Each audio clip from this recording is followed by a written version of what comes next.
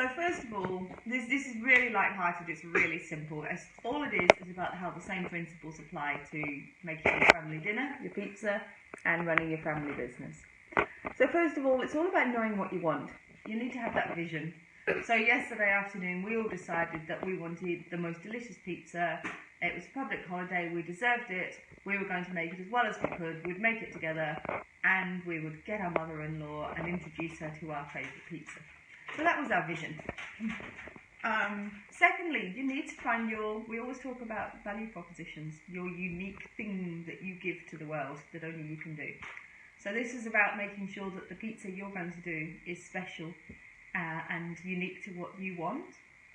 It represents your flavour and also your level of quality of what you consider to be appropriate. Lizzie, can you lift the camera up to kind of a little bit higher? Thank you. Secondly, investing the money, the budget, to buy the ingredients, work out what it is that you want, the quality that you need, and invest accordingly. And secondly, investing the time.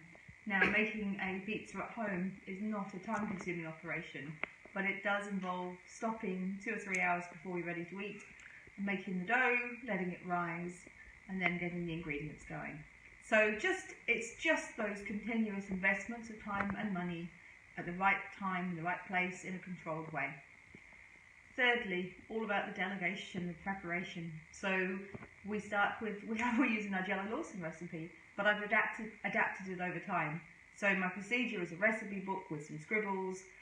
I've gone through, let's say, extensive training with the staff here, which is my daughter's. So what was really nice yesterday was that I was able to delegate. I went out to the shops and left Lizzie making the dough.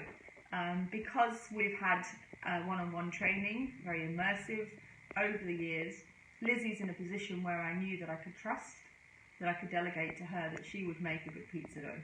Sure enough, it worked. But this is one of the key things that a lot of small business owners don't get. How important it is to write your own procedures, your take on the standard way of doing things, with the little details really, really clarified, and train your staff properly. So you want your staff from day one to be buying into your vision and to understand the importance of it. And because they're completely bought into what you're trying to achieve, that's what will inspire them to go from 1, 2, 3, 4 to, oh, if I do 1, 2, 3, 4, I create this experience that I and everybody else benefits from. So really important, and just that trust, you know, that ability to say, if you learn these things, then you will be at this level, and you will be in a position where I can trust you to do this, and this. And so Lizzie at 10 is currently the sous chef in our house for most things, except if we make Mexican, and then pretty much she's the boss in the kitchen. I'm the peasant who's allowed to help her.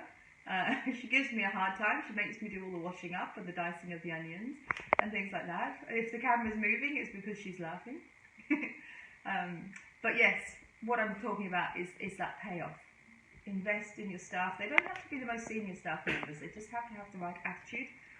They want to do the right thing and the right aptitude. So they're interested in doing their jobs. And then give them every possible experience and opportunity out there. And then fourthly, quality control and oversight. So what happens, Lizzie made the dough, together we put the ingredients on, but I can trust that they know how to do it. So in our house, our unique flavour when we make pizza is that it's juicier.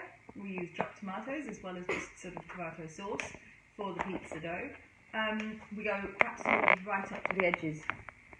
So these are quality standards that we have, and that every mouthful has a piece of the main flavour in it. So again, we usually follow a pattern to make sure it's done right. Very different from your Domino's or something like that. So yes, you might end up with a 14-inch pizza, but there's very, very little similarity between the Domino's or the Pizza Hut and what we were able to create at times. And that's really important because that's your value proposition. That's why you can charge the big bucks rather than the small bucks. It's something which is almost unrecognisable. Same product, completely different experience. And so what I do is I let my children, my staff, now make the pizza. They can make the dough, they can make the sauce, they can put it together, they can put the toppings on it. And then I come in and provide a little bit of quality control and oversight. So they're completely okay with it. When I come into the kitchen at the last minute and go, hang on, you've been eating all the cheese, you haven't put enough on, go to the edges, chop it up a bit finer. And that's working together. And again, that's really good because it means that all the time we're developing and learning. And it means that they're starting to contribute their ideas. And again, it's really important, listen to your staff. Once they know the basic principles and rules, they will be, like you, in a position where they're coming up with ideas of their own. You know, my daughter's come up with the most amazing ideas for things they can eat, for different flavours of things. It's the same in a workplace. Your staff will come up with some fantastic ideas and innovations that you should really be listening to. And then lastly, the most important thing is delivering a service. But when you deliver that service, deliver it in a way which you can enjoy, which you can celebrate. So we enjoyed eating the pizza together as a family, so the staff celebrating the great job that we'd all done, making the most amazing pizza. But we also enjoyed the marketing of that pizza, which was spreading the word. And in the case yesterday, it was getting the word out to my mother-in-law to say, look, you've never had this kind of pizza. You probably think it sounds awful because it's got rocket on top. We love making prosciutto and rucola pizza. And yet, I guarantee you're going to like it. Give it a try. Sure enough, she loved it. It turned into that great occasion that you can really celebrate. So it seems like a really silly analogy, but it is really important to remember that running a business is made up of simple principles applied regularly and consistently.